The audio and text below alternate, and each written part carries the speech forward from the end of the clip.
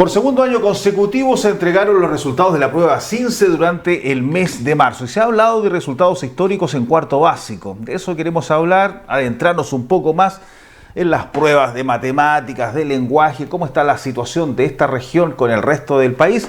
Y para eso tenemos de invitado a Gino Cortés, quien es nada menos que el secretario ejecutivo de la Agencia de la Calidad de la Educación. Y justamente están visitando el sur de Chile. Gino, gracias por estar con nosotros. ¿Les ha sorprendido estos resultados? Porque parece que iban al alza post pandemia. Así es, muchas gracias por la invitación. Es un gusto compartir con todos ustedes los televidentes de la región de los lagos.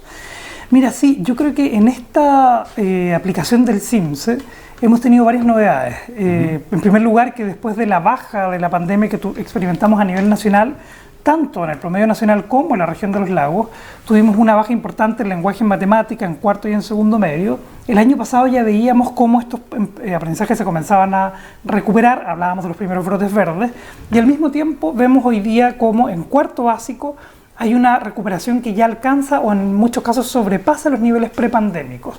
Esto nos habla de que en el nivel de educación básica ya podemos tener una tendencia más consolidada con las tres últimas mediciones, tanto en lectura, en matemática, y también son buenas noticias porque, como bien decías tú, se alcanzan puntajes históricos o máximos históricos en lenguaje y matemática a nivel nacional que no teníamos en la serie desde el año 2002, en lenguaje y matemática y cuarto básico.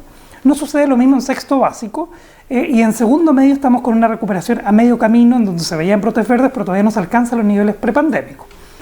Pareciera ser contraintuitivo que en sexto básico tuviéramos algunos resultados distintos de lo que vemos en cuarto básico, porque uno dice, ¿cómo si entre cuarto y sexto hay tan poca distancia? Son solo 2 años.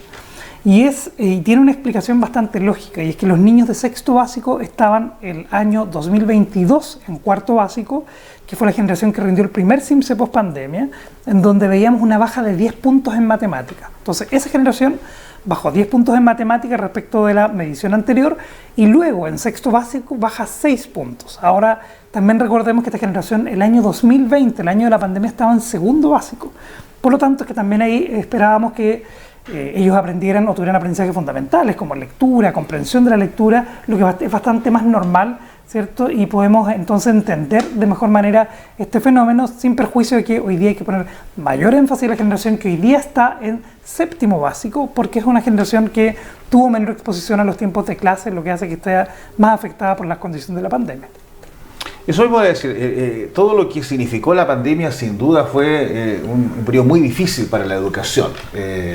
Vimos que efectivamente la educación online fue una forma de salir del paso, pero no se consiguieron los resultados.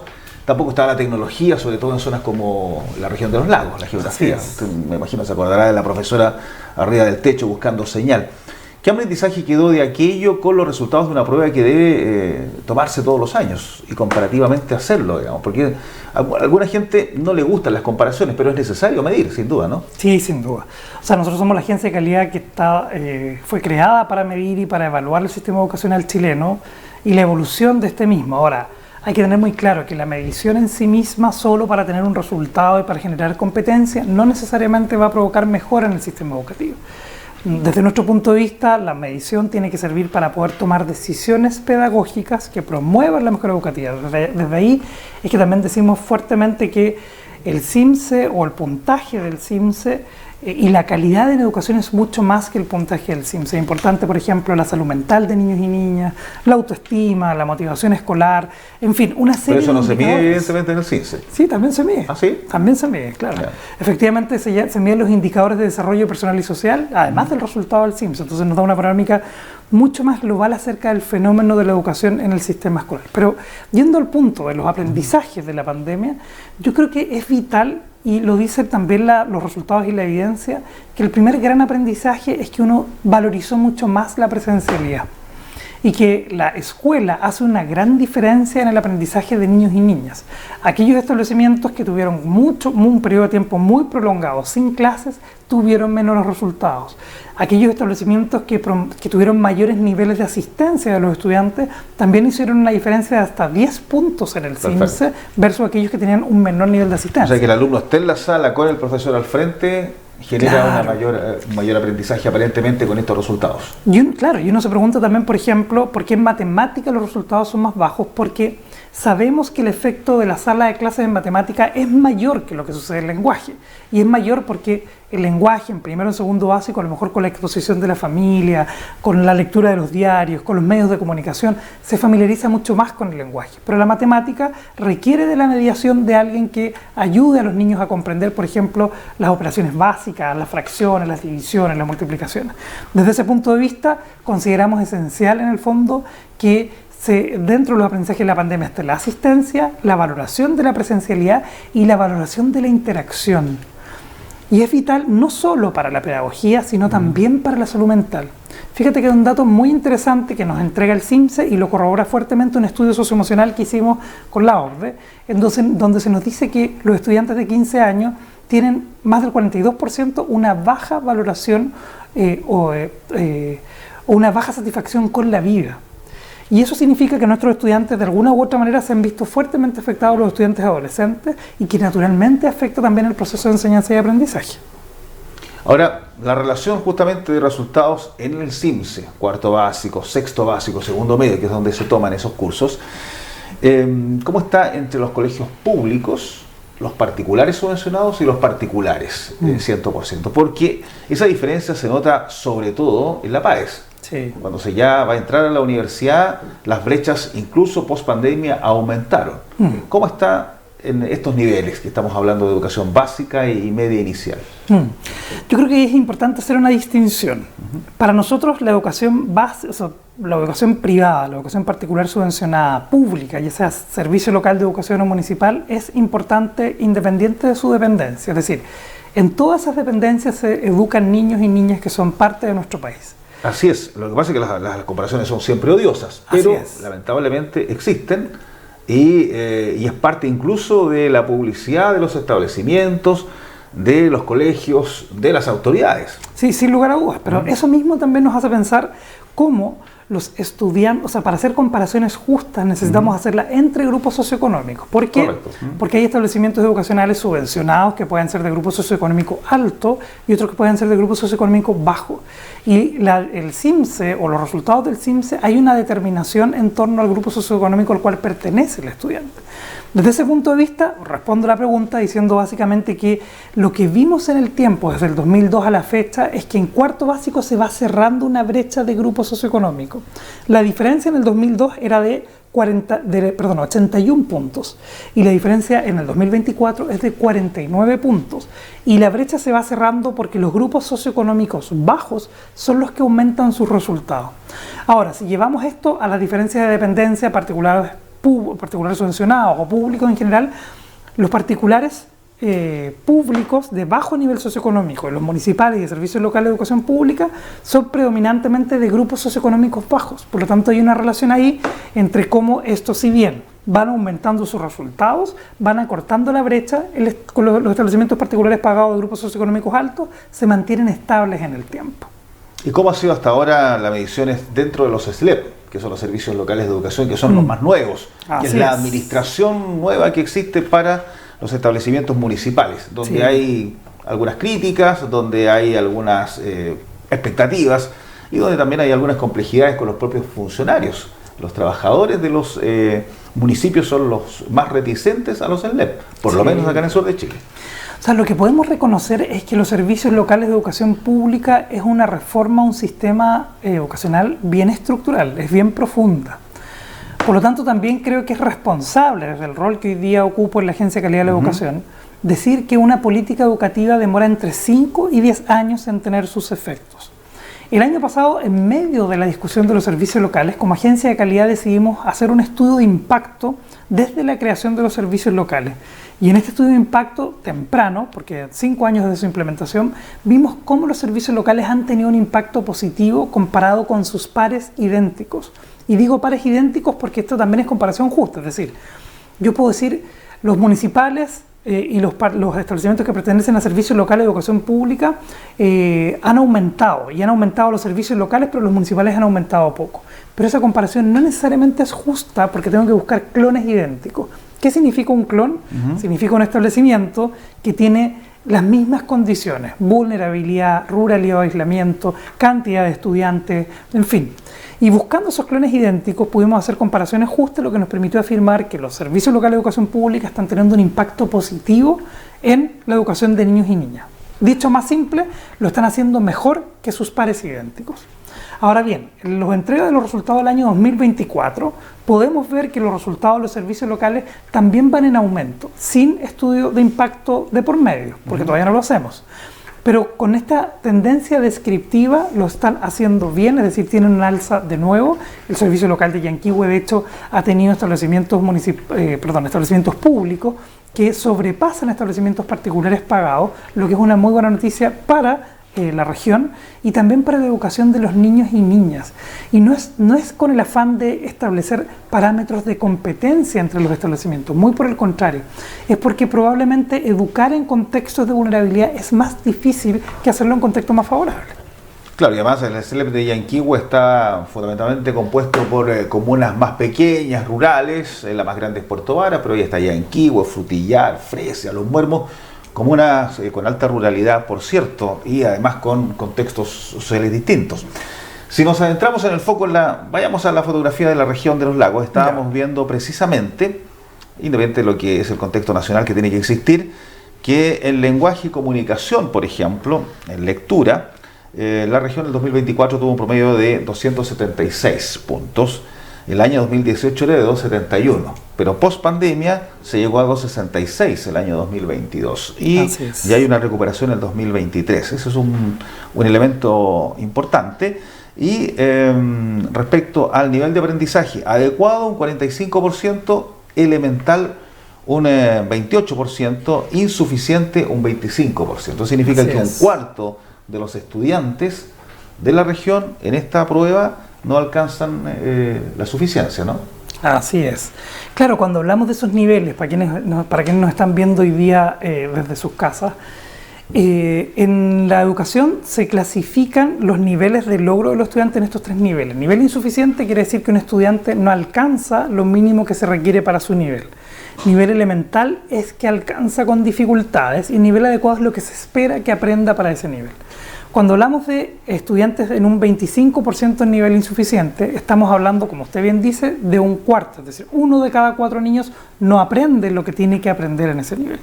Ahora, si lo vemos desde el punto de vista contrario, el nivel adecuado, el 45%, estamos hablando que cerca de la mitad de los niños está aprendiendo lo que requiere para el nivel. La buena noticia, y también los desafíos, la buena noticia es que en lectura, cuarto básico, cerca de la mitad de los estudiantes está alcanzando un nivel adecuado, lo que no habíamos visto en la historia, desde que tenemos mediciones estandarizadas con estándares de aprendizaje. El desafío está en segundo medio, en donde cerca de la mitad de los estudiantes no aprenden lo que tienen que aprender, y principalmente en matemática. Y la brecha principal incluso está en las mujeres en matemática, en donde cerca del 52% de las niñas no está aprendiendo lo que se espera para este nivel y este subsector. Ese desafío, por supuesto que es importante porque nos permite mirar cómo la política pública, los sostenedores, los docentes del sistema educativo enfocan todas sus energías para que podamos desplegar los aprendizajes de niños y niñas, sin que estas sean palabras vacías.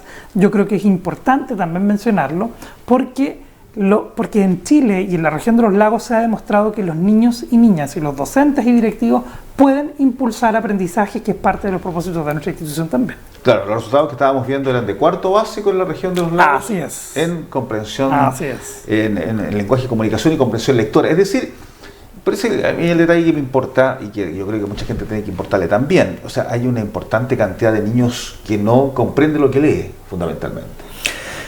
Uno podría sacar como inferencia que hay una baja comprensión lectora, claro, porque la evaluación mide más que solo la comprensión lectora, en caso de lenguaje, pero sí, hay un porcentaje. Si está a nivel insuficiente es porque probablemente tiene algunas dificultades para alcanzarlo.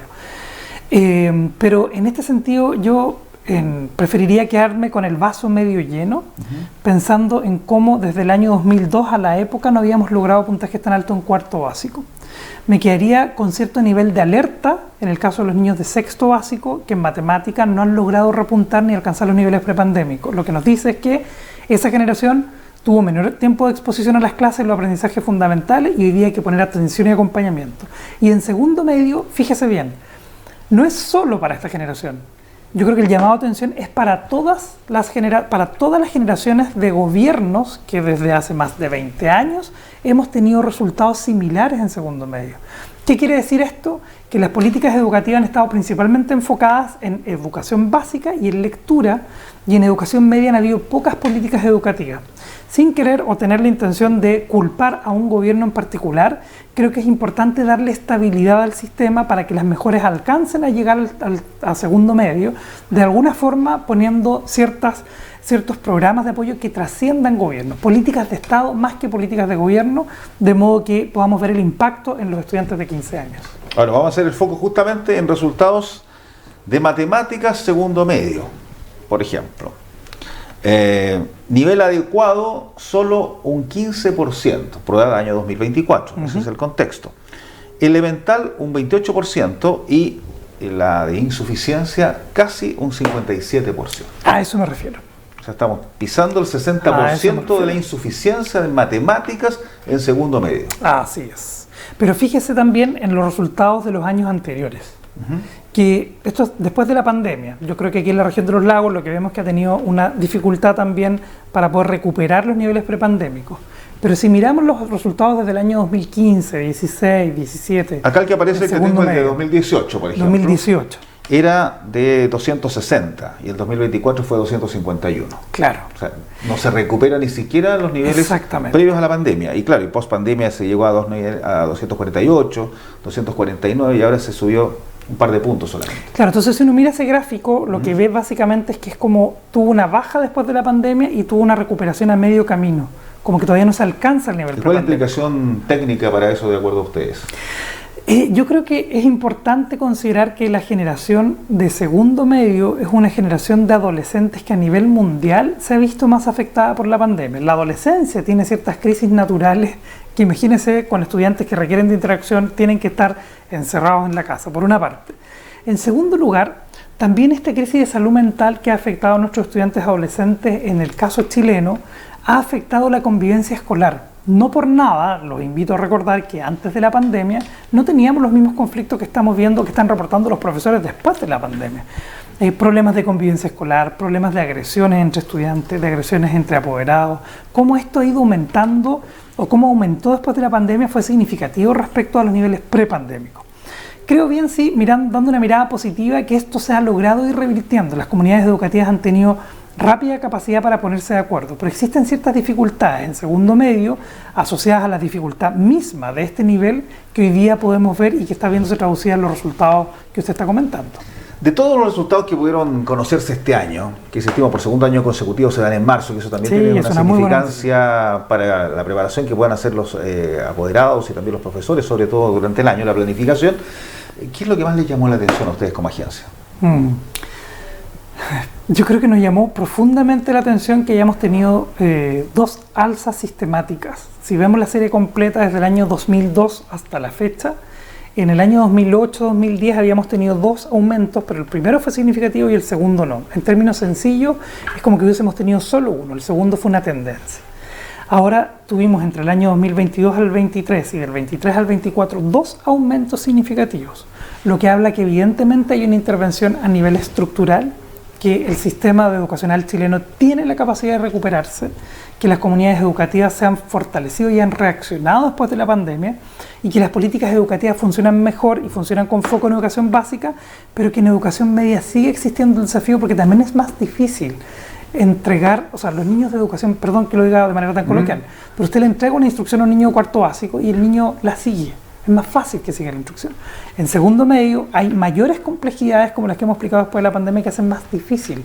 Pero aún así los servicios locales han mostrado que en segundo medio en lectura van contra la tendencia y superan la tendencia nacional.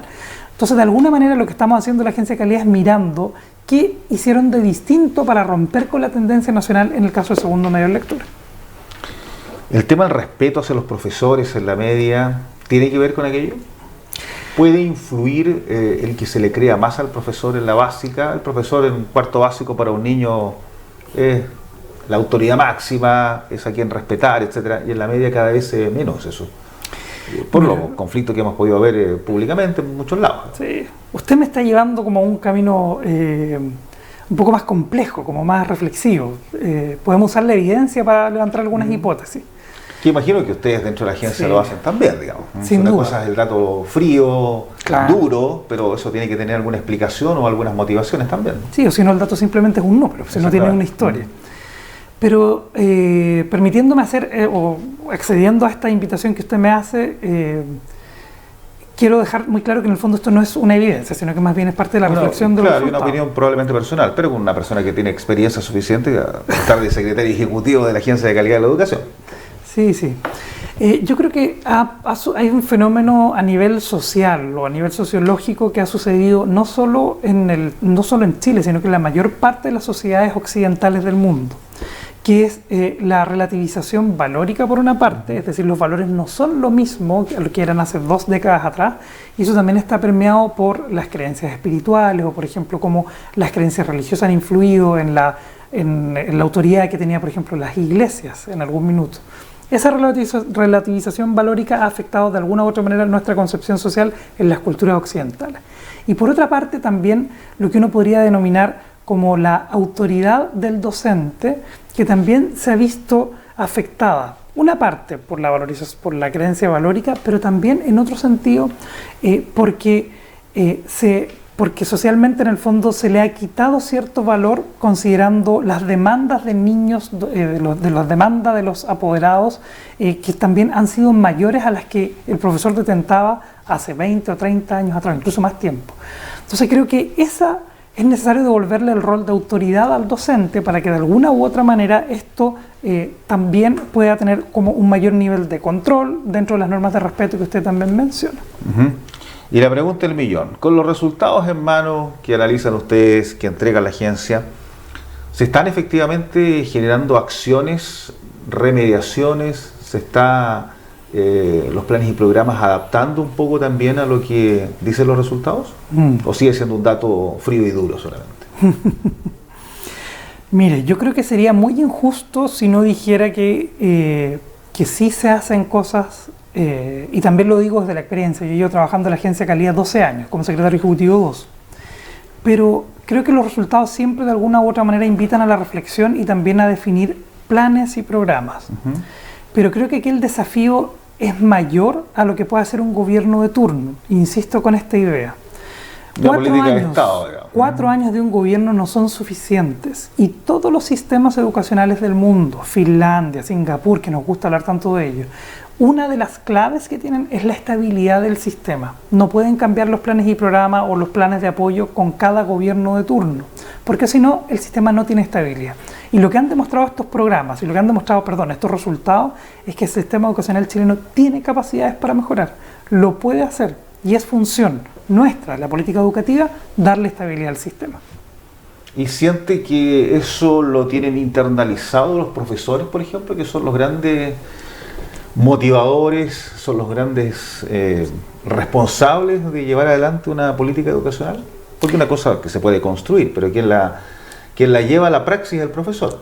Mire, lo que me permite decirle ahora es que en base a los resultados que tuvimos de aumentos históricos, es que si bien uno puede encontrar, puede compartir el logro entre distintos niveles, ¿quién está en la sala de clase para que los niños aprendan? Son los profesores.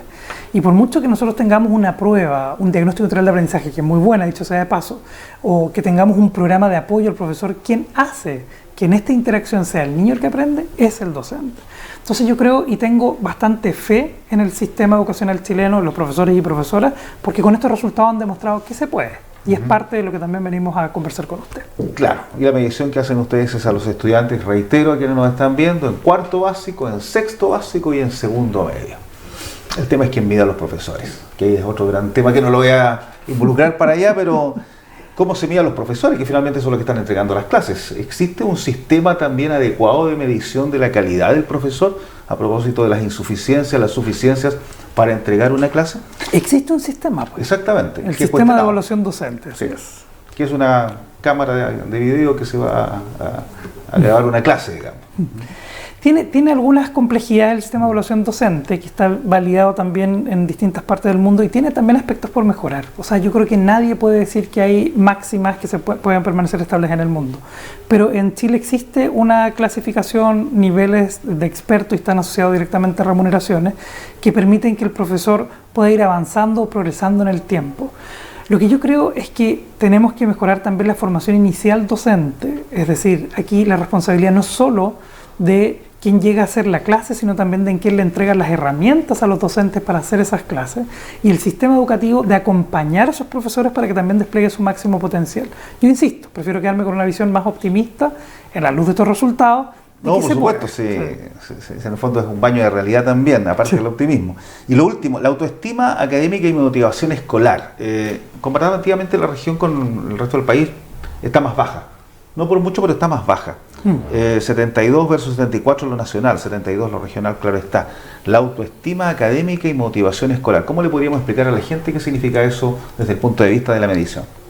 La autoestima, lo que miden estos cuestionarios no es si el niño tiene alta o baja autoestima. Creo que primero hay que hacer esa distinción, porque eso lo hacen los especialistas, los psiquiatras, los psicólogos en función del individuo. Lo que se muestra acá es la percepción que los niños tienen acerca de la valoración que tienen de ellos mismos o de sí mismos. Es autorreportado. Desde ese punto de vista, lo que le comentaba hace un minuto atrás, en la prueba de CEST, un estudio de la OCDE, el 42% de niños de 15 años nos dice que tiene una baja satisfacción con la vida. Bueno, si bien no es directamente la autoestima, uno podría preguntarse por qué tiene una baja satisfacción con la vida. Probablemente uno puede hipotetizar que también tiene una baja satisfacción consigo mismo, que es lo que muestra un poco la autoestima. Es importante este dato sin lugar a dudas, y es una muestra de que la dificultad o de que los problemas que enfrentamos en educación en la sala de clases no solo tienen que ver con la interacción pedagógica, sino también con la salud mental. Y este es un desafío epocal, es un desafío de la época de los docentes. Los docentes hoy día se enfrentan a la dificultad de, además de ser profesores, generar condiciones de contención y también atención. No por nada los profesores dicen, además profesor, tengo que ser psicólogo dentro de la sala de clases. Que no es el desafío que tenían en la época de los 60 los profesores, que tenían que ir a buscar a los niños a clases para que fueran a la sala de clases, porque estaban en los campos y tenían muy bajo nivel de asistencia, básicamente no se escolarizaban. Hoy día el desafío de los profesores es la salud mental, que es un desafío que nos atraviesa a todas las generaciones en distintas capas, y principalmente Chile, porque este estudio que le acabo de mencionar sitúa a Chile en uno de los peores rankings, digamos, de la satisfacción. Y ya para cerrar la conversación, Gino, ¿y hay una correlación entre una baja autoestima, por ejemplo, y un bajo resultado en la prueba CIMSE? ¿O no existe una correlación en eso? En la agencia de calidad también hacemos un estudio de factores asociados. Y el estudio de factores asociados hace estas relaciones, que no es causalidad, no es que se explique directamente por el efecto de. Pero dentro de los factores asociados, lo que hemos visto es que aquellos estudiantes que tienen una mentalidad de crecimiento positiva, es decir, que creen que son capaces de lograr un mejor aprendizaje, tienden a tener resultados significativamente superiores a los que no lo creen. Fíjese en una política pública de la educación superior, que es la política del PASE. No sé si la recuerdo. Claro. La política de PASE no tiene que ver con el CIMSE ni con la agencia de calidad, pero me sirve para ejemplificarlo.